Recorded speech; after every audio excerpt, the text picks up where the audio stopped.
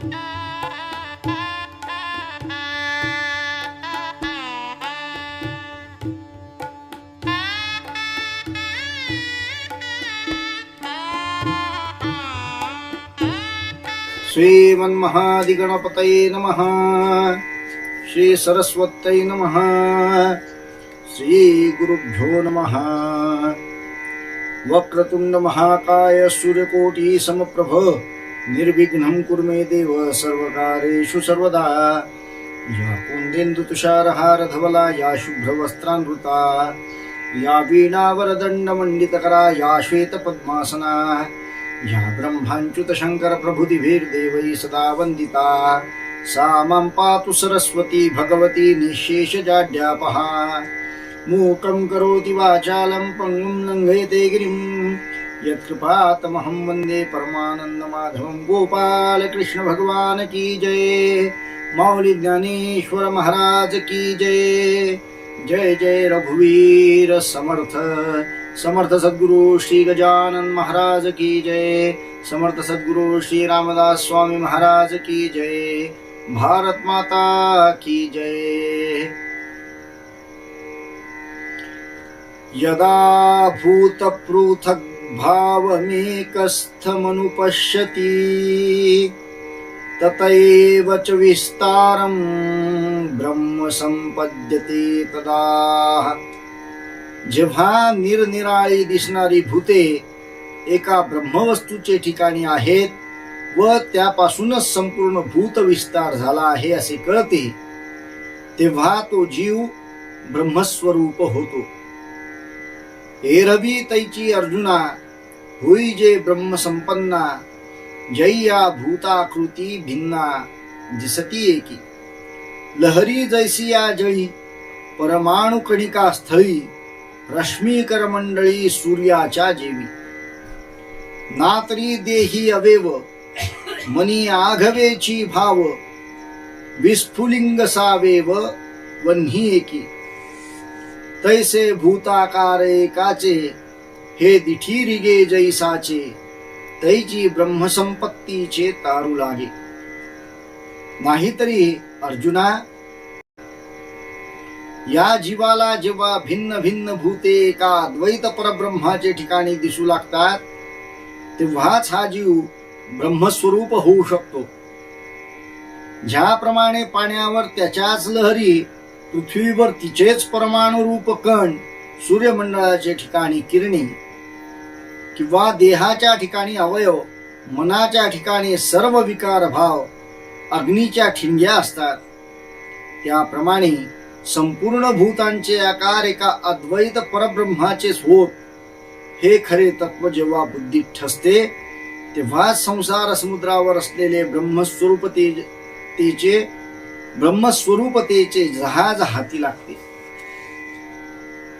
परब्रह्माहून दुसरे जेवढे काही सत्य वाटते ते बाजूला सारल्यावर परब्रह्म हे त्या सर्वाविरहित केवळ सत्ता स्वरूप अद्वैत निर्गुण आहे असे ज्ञान होते. पण या ज्ञानाची येथेच समाप्ती नाही. परब्रह्म अद्वैत असल्यामुळे त्याहून दुसरी वस्तूच राहू शकत नाही.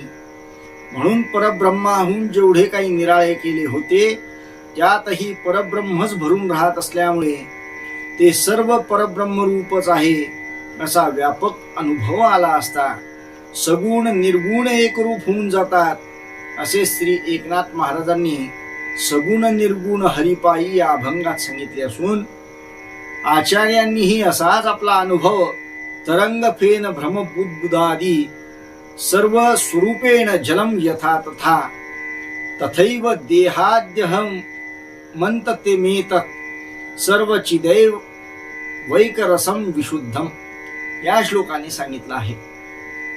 अशा या प्रत्ययालाच अन्वयाचा प्रत्यय म्हणतात. येथे ज्ञानाची पूर्णता होते. मग जया तयाकडे ब्रह्मची दिठी उघडे किंबहुना जोडे अपार सुख. मग दृष्टीने जिकडे पाहावे तिकडे स्पष्ट ब्रह्मच दिसू लागते. एवढेच नाही तर अमर्याद सुख प्राप्त होते.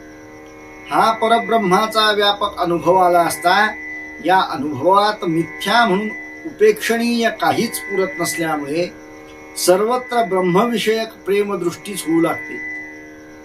या प्रेमदृष्टीलाच व्यापक भक्ती म्हणतात व तिच्या योगाने अपार सुखाचा लाभही होतो असे येथे सुचविले आहे. ये तुलेनी तुझ पार्था प्रकृती पुरुष व्यवस्था ठाये ठावो प्रतीती पथा माझी जाहली. अमृत जैसे ये चुळा का निधान देखी जे डोळा ते तुला जिव्हाळा मानावा हा जी जाहलिये प्रतीती घर बांधणे जे चित्ती ते आता ना सुभद्रापती यावरी. तरी एक दोन्ही ते बोली जती सखोल देई मना ते बोल मग ते घेई. ऐसे दैवे म्हणितले मग बोलो आदरिले तेथे अवधानाचे केले सर्वांग येणे. अर्जुना, इतक्या निरूपणाने प्रकृती पुरुष निवाडा यथास्थितपणे तुझ्या अनुभवाला आला. गुणना करण्याकरता अमृत मिळाले असता अत्यानंद होऊन ते थुंकून देऊन त्याची उपेक्षा करवत नाही, किंवा द्रव्याचा मोठा ठेवा डोळ्याला दिसला असता त्याची उपेक्षा करवत नाही, त्याप्रमाणे या अन्वय रूप व्यापक प्रत्ययाचे ठिकाणी तसाच प्रेम जिव्हाळा असू दे. प्रकृती पुरुषाच्या आलेल्या प्रत्ययाला जे चित्तात घर बांधायचे असते, म्हणजे जो अनुभव चित्तात दृढ करायचा असतो, तो हे अर्जुना आता यानंतरच नाही का त्याविषयी गूढ अर्थाने भरलेले आहे. असे एक दोन शब्द सांगतो. तू आपल्या मनाला माझ्याकडे गहाण ठेवून मग ते बोल ग्रहण कर. असे देवाने म्हणून बोलायला सुरुवात केली. तेथे अर्जुनाने आपले सर्वांगच केवळ अवधान रूप केले. अनादित्वान् निर्गुणत्वात् परमात्मायम् अव्ययः शरीरस्थोऽपि कौन्तेय न करोति न लिप्यते. हा परमात्मा अनादी व निर्गुण असल्यामुळे अविनाशी आहे. म्हणून हे अर्जुना, तो शरीरात आहे तरी काही कर्म करीत नाही व कर्मात लिप्त होत नाही. तरी परमात्मा म्हणिपे तो ऐसा जाण स्वरूपे जळी जळे न लिंपे सूर्यू जैसा. का जे जळादी पाठी सूर्य असतूची असे किरीटी माझी बिंबे ते दृष्टी आणि कांची. तैसा आत्मा देही आथी म्हणिपे हे काही साचे तरी नाही तो जेथीचा तेथे. आरिसा मुख जैसे बिंबलिया नाम असे देही वसणे तैसे आत्मतत्वा. तया देहा म्हणती भेटी हे सपाई निर्जीव गोठी वारिया वाळुवे गाठी केही आहे. ज्याला परमात्मा म्हणतात तो स्वरूपाने ज्याप्रमाणे जलातील सूर्य जलाने लिंपित होत नाही त्याप्रमाणे आहे असे जाण. कारण अर्जुना, तो सूर्य पाण्याच्या पूर्वी व नंतरही असलेलाच असतो, पण त्याचे पाण्यात प्रतिबिंबित होणे हे इतरांच्या दृष्टीने असते. त्याप्रमाणे आत्मा देहाच्या ठिकाणी आहे हे जे काही म्हटले जाते ते खरे नाही. तो जेथल्या तेथेच असतो. ज्याप्रमाणे आरशाच्या बाहेर असलेले मुख आरशात दिसले असता आपण त्याला आरशातील मुख म्हणतो, त्याप्रमाणे आत्मतत्वाचे देहाच्या ठिकाणी असणे आहे. या आत्मतत्वाचा व देहाचा संबंध आहे या म्हणण्यात काहीच अर्थ नाही. वारा आणि वाळू यांची गाठ कुणी बांधली आहे काय? दोन सत्य पदार्थांचा संबंध होतो, पण क्षेत्रज्ञ व क्षेत्र या दोन पदार्थांचा संबंध आहे असे जे साधकाला वाटते त्याचा आत्मानात्म विवेकाने विचार केला असता क्षेत्रज्ञ आत्मा खरोखर अमर्याद नित्य व अविनाशी स्वरूप असा आहे.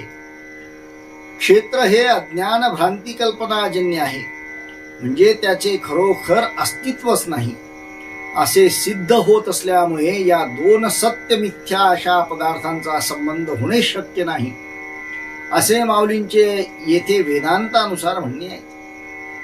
आगी आणि कापुसा दोरा सुवावा कैसा, केवता सांदा आकाशा पृथ्वी येसी.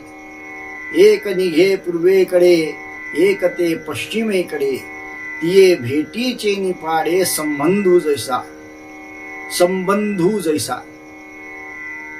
संबंधू हा उजियेडा आणि अंधारेया, जो पाडू मृता उभया, तोची गा आत्मया देहा जाण. रात्री आणि दिवसा, कनका आणि कापुसा, अपाडू का जैसा तैसाची यासी. देह तव पाचांचे जाले, देह तव पांचाचे जाले, हे कर्माचे गुणी गुंथले.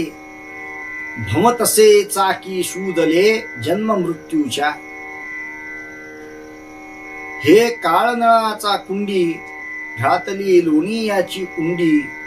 माशी पांख पाखडी तव हे सरे. हे विपाये आगी पडे, तरी भस्म होऊनी उडे. जाहले श्वाना वरपडे, तरी ते विष्टा. या चुके दोन्ही काजा, तरी होय कृमीचा, तरी होय कृमीचा पुंजा. हा परिणामू कपिध्वजा कश्म लगा. या देहाची हे दशा, आणि आत्मा तो येथ ऐसा. पै शुद्ध नित्या पैसा अनादीपणे. सकळू ना निष्कळू, अक्रियू ना क्रियाशीळू, कृश ना स्थूळू, निर्गुणपणे. अग्नी आणि कापूस यात दोरा कसा होता येईल? आकाश व पृथ्वी यांचा सांधा कसा जोडला जाणार? एक पूर्वेकडे व एक पश्चिमेकडे जाण्याला निघाले असता त्यांची भेट होण्यासारखाच देह व आत्मा यांचा संबंध आहे. उजेड व अंधार किंवा मेलेला व जिवंत यांची ज्या मानाने बरोबरी आहे, तशीच बरोबरी देह व आत्मा यांची आहे असे जाण. रात्र आणि दिवस, सोने आणि कापूस हे जितके अजोड आहेत, तितकेच देह आणि आत्मा यांची बरोबरी आहे. देह हा पंचभूताचा बनला असून कर्माच्या गुणांनी बांधला जाऊन जन्म मृत्यूच्या चाकावर घातल्यामुळे फिरत आहे. हे शरीर काळरूपी अग्नीच्या तोंडात घातलेला लोण्याचा गोळा होय. माशीला फडफडण्याला जितका वेळ लागतो, तितका वेळात ते नाहीसे होते. जर हे शरीर अग्नीत पडले तर त्याचे भस्म होऊन ते नाहीसे होते. कुत्र्याच्या हाती लागून ते त्याने खाल्ले तर त्याची विष्ठा होते. या दोन्ही प्रकारातून वाचले तर ते कृमीचा ढीग होते. हे अर्जुना, याप्रमाणे या देहाचा परिणाम वाईट होतो. या देहाची अशी दशा होते आणि आत्मा याच्या उलट असा आहे. तो अनादी असल्यामुळे सहज नित्य शुद्ध आहे. निर्गुण असल्यामुळे तो कळासहित नाही व कळारहित नाही. तो क्रियारहित नाही व सक्रिय नाही. तो कृश नाही व स्थूळ नाही. परमात्मा निर्गुण आहे, म्हणजे त्याचे ठिकाणी त्रिगुणात्मक मायेपासून झालेल्या जगताचे ठिकाणी दिसून येणारे कोणतेही पांचभौतिक धर्म व गुण नाहीत, असे जे आम्ही विधान केले आहे ते माऊलीच्या या पुढील ओव्यांच्या आधारेच होय. आभासू ना निराभासू, प्रकाशू ना अप्रकाशू, अल्पना बहुवसू अरूपपणे. रीता ना भरितू, रहितू ना सहितू, मूर्तू ना अमूर्तू शून्यपणे. आनंदू ना निरानंदू, एकू ना विविधू, मुक्त ना बद्धू आत्मपणे. ये तुला ना येते तुला, आईता ना रचिला, बोलता ना उगला अलक्षपणे. सृष्टीचा होणा न रचे, सर्व संहारे नवेचे. आथी नाथी या दोहीचे पंचत्व हा. मवे ना चर्चे, वाढे ना खाचे, विटे ना वेचे अव्ययपणे. एव रूप पै आत्मा, देही जे म्हणती प्रियोत्तमा. ते मठाकारे व्योमा नाम जैसे, तैसे तयाची अनुस्युती. होती जाती देहाकृती, तो घेना सांडी सुमती जैसा तैसा. अहोरात्रे जैसी येती जाती आकाशी, आत्मसत्ते तैसी देहे जाण. म्हणून इथे ये शरीरी काही करवी ना करी, आयताही व्यापारी सज्जू न होय. या लागी स्वरूपे उणा पुराण घेपे, हे असो तो न लिंपे देही देहा. भौतिक रूप नसल्यामुळे तो दिसणारा नाही किंवा न दिसणारा नाही. तो प्रकाश रूप नाही, तो अंधार रूप नाही, तो थोडा नाही किंवा बहु नाही. केवळ सत्ता रूप असल्यामुळे तो कोठे रिकामा आहे किंवा कोठे भरला आहे असे नाही. तो कशा वाचून आहे असे नाही किंवा कशा सहित आहे असे नाही. तो मूर्त नाही किंवा अमूर्त नाही. प्रत्येकात्म स्वरूप असल्यामुळे तो आनंद सहित नाही किंवा आनंद रहित नाही. तो एक नाही किंवा अनेक नाही. तो मुक्त नाही किंवा बद्ध नाही. ज्ञानाचा विषय होत नसल्यामुळे तो एवढा नाही किंवा तेवढा नाही. तो आयता नाही किंवा निर्माण केलेला नाही. तो बोलणारा नाही किंवा उगा राहणारा नाही. सृष्टीच्या उत्पत्तीने तो उत्पन्न होत नाही किंवा तिचा संहार झाला असता तो नाहीसा होत नाही. आहे नाही या दोहोलाही तो नाहीसा करणारा आहे. अविनाशी असल्यामुळे तो मोजला जात नाही किंवा बोलला जात नाही. तो वाढत नाही व कमी होत नाही. तो विटला जात नाही किंवा खर्च होत नाही. हे प्रियोत्तमा अर्जुना, अशा प्रकारचा आत्मा देहाच्या ठिकाणी आहे. असे जे लोक म्हणतात ते आकाशाला मठाकार झाले असता मठाकाश म्हणण्यासारखे आहे. हे शुद्ध बुद्धी अर्जुना,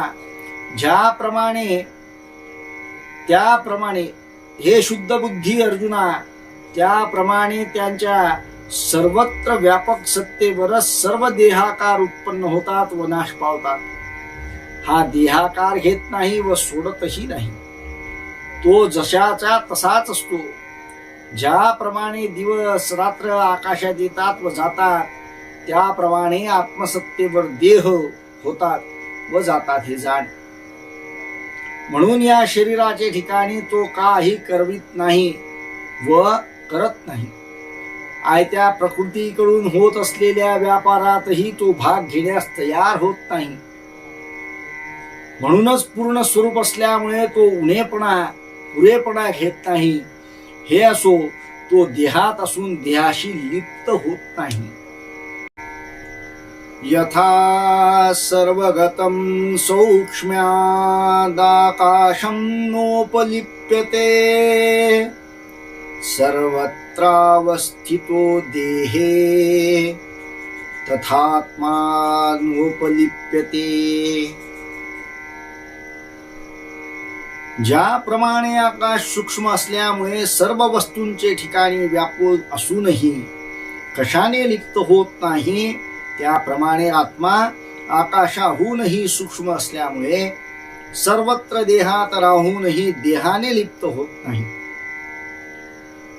आगा आकाश के नाही, हे न रिघेची कवणे ठाई, परी काई सेनी कही गादी जे ना जैसे. तैसा सर्वत्र सर्व देही आत्मा असतची असे पाही, परी संग दोष एकेही लिप्तू नोही. पुढती येथे हेची लक्षण निरुते, जे जाणावे क्षेत्रज्ञाते क्षेत्रविहीना. अर्जुना, आकाश कोठे नाही व कोण्या ठिकाणी शिरले नाही, पण ते कशाने कधीही ज्याप्रमाणे मळत नाही, त्याप्रमाणे सर्वत्र देहात आत्मा मूळचाच आहे. पहा, पण एकाही देहाच्या संगती दोषाने तो लिप्त होत नाही. वारंवार जेथे हेच एक क्षेत्रज्ञाचे शुद्ध लक्षण सांगायचे की क्षेत्रज्ञाला क्षेत्रा वाचून जाणावे, क्षेत्र तेवढे जळविनाशी असून क्षेत्रज्ञ जीव चेतन व अविनाशी आहे, म्हणून तो संपूर्ण क्षेत्राहून निराळा असंग आहे. असे दृढ जाणल्यानेच मी ब्रह्म आहे हा प्रथम अनुभव येतो. संसर्गे चेष्टिजे लोहे, परी लोह भ्रामक नोहे. क्षेत्र क्षेत्रज्ञ आहे ते तुला पाडू. दीपकाची अर्ची राहाटी वाहे घरीची, परी वेगळी कोडीची दीपा आणि घरा. पै काष्टांच्या पोटी वन्ही असे किरीटी, परी काष्टू नोहे या दृष्टी पाहिजेगा. अपाड नभा आभाळा रवी आणि मृगजळा, तैसाची हाही डोळा देखावा पै. लोह चुंबकाच्या संसर्गाने लोखंड चळते, पण लोखंड लोहचुंबक होत नाही. क्षेत्र व क्षेत्रज्ञ या दोहोतही तितकेच अंतर आहे. दिव्याची ज्योत घरातील माणसांचा व्यवहार चालविते, पण दिवा व घर यांच्यात कितीतरी वेगळेपणा आहे. अर्जुना, लाकडाच्या पोटात अग्नी असला तरी लाकूड अग्नी नव्हे, अशी जशी आपली दृष्टी असते तशा दृष्टीने देहामध्ये आत्म्याला पाहिले पाहिजे. आकाश व अभ्र, सूर्य व मृगजळ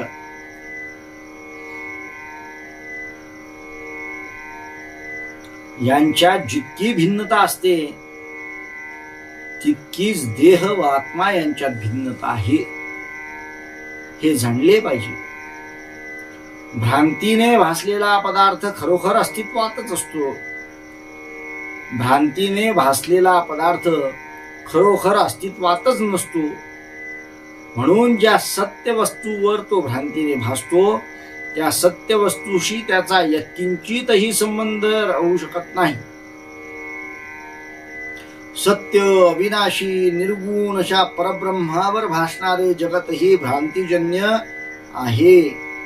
म्हणूनच सत्य परब्रह्माशी जगताचा यत्किंचितही संबंध नाही.